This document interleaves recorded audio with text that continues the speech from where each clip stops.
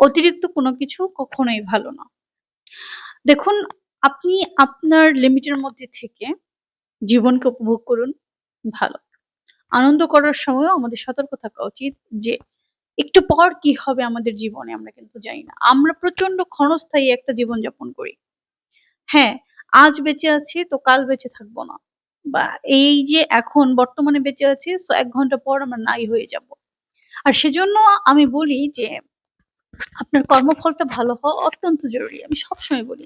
যেমন আমার ক্ষেত্রে কি হয়, আমি যদি কোনো আনন্দের মুহূর্তে থাকি, তখনও আমি মনে, মনে মানে ভাবতে থাকি যে এই আনন্দ কতটুকু সময় ধরে আমার জীবনে থাকবে। মাইন্ডসেটটা এভাবে করুন যে আপনি এখন আনন্দে আছেন, আপনার এখন ভালো সময় যাচ্ছে। কিন্তু একটু পরে আপনি খারাপ সময়ের মুখোমুখি হতে পারেন। তার জন্য মানে এখন ভালো সময়ের মধ্যে আছেন বলে যে আপনি আপনার যেকোনো মুহূর্তে যে খারাপ সময় আসতে পারে, খারাপ একটা অভিজ্ঞতার মুখোমুখি হতে পারেন, সে জিনিসটা ভুলে যাবেন না। লিমিট ক্রস করবেন না। কিছু মানুষ আনন্দে এমনভাবে আত্মহারা হয়ে যায় যে তারা আসলে কোনোভাবেই চিন্তাই করে না যে ফিউচারটা কি হবে বা ১০ মিনিট পর তারা কেমন থাকতে পারে। কিছু জিনিস তো সৃষ্টিকর্তার উপরে আছে। আপনার নিয়ন্ত্রণের মধ্যে নেই। ঠিক আছে? তো আমি বলব যে যতই আপনি আনন্দে থাকেন, যতই উচ্ছ্বাসিত হন কিন্তু সেখানেও লিমিট বজায় রাখুন। আমরা সবসময় জানি যে অতিরিক্ত কোনো কিছুই ভালো না। কথাটা কিন্তু সত্যি।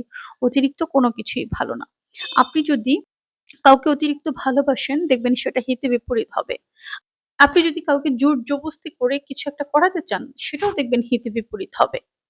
আপনি যদি কোনো মানুষকে জোর করে আটকিয়ে রাখতে চান, সেটাও দেখবেন হিতে বিপরীত হবে। আপনি যদি কোনো খাবার প্রয়োজনের তুলনায় অতিরিক্ত খেয়ে ফেলবেন, তাহলেও দেখবেন আপনার ফুড পয়জনিং হবে। যে মানুষগুলো অতিরিক্ত ভুল করে তারা কেমন জানেন? তাদের একটা মেইন প্রবলেম হচ্ছে তারা কখনো অন্যের জীবন থেকে শিক্ষা গ্রহণ করে না। আরে ভাই, এইটুকু তো তোমার মাথায় রাখতে হবে যে এই জীবনটা তোমার একটা সাময়িক জীবনের জন্য। তুমি এই সাময়িক জীবনে ভালো থাকবার জন্য যা ইচ্ছা তাই করতে পারো না। তুমি যদি ধর্মভীরু হও বা তুমি যদি ধর্মে বিশ্বাসী হও তাহলে যেটা আমরা জানি সেটা হলো তোমার আজকের করা প্রতিটি কর্মের জন্যই জবাবদিহিতা থাকবে।